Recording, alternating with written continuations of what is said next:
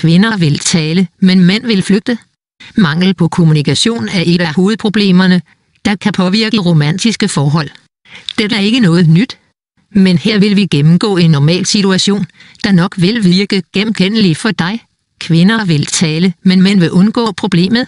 Er dette et spørgsmål om køn? Hvorfor sker det altid på samme måde? Hvem gav den ene rollen med at tale, og den anden rollen med at undgå? Selvfølgelig er mænd og kvinder forskellige, men de har også ting til fælles. Kommunikation er præcis det, vi skal bruge for at styrke et forhold. Kvinder taler, mænd forbliver stille. Det, vi observerer, når vi analyserer forskellige par, er, at kvinder kan lide verbal kommunikation mere end mænd. Når de identificerer et problem i forholdet, forstår de, at det bliver svært at løse, hvis de ikke snakker om det. Mænd virker mere tilbøjelige til at handle eller tålmodigt håbe, at stormen passerer. Ingen vej er bedre end den anden.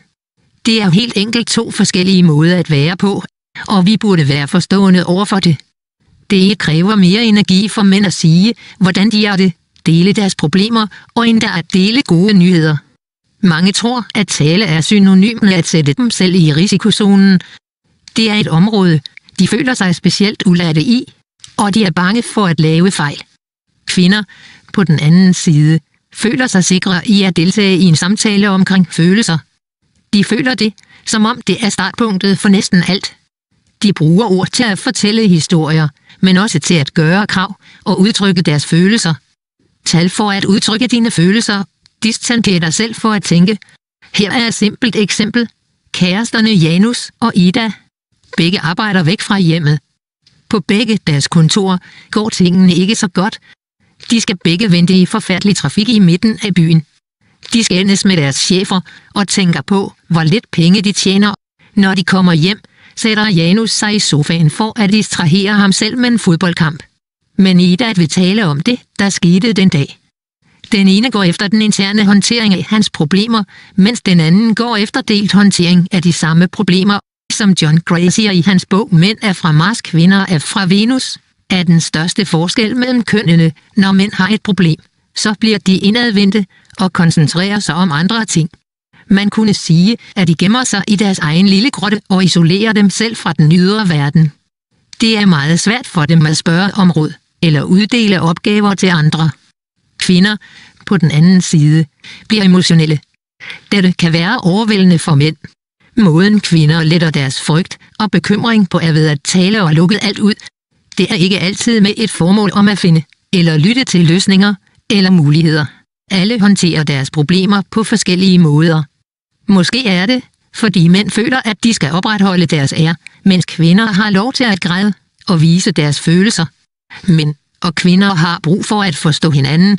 Uanset biologiske, sociale eller evolutionære forskelle kan vi ikke forholde os passive, hver gang vi skal løse et problem eller tale om et bestemt emne. Lad os starte med lektionen for kvinder.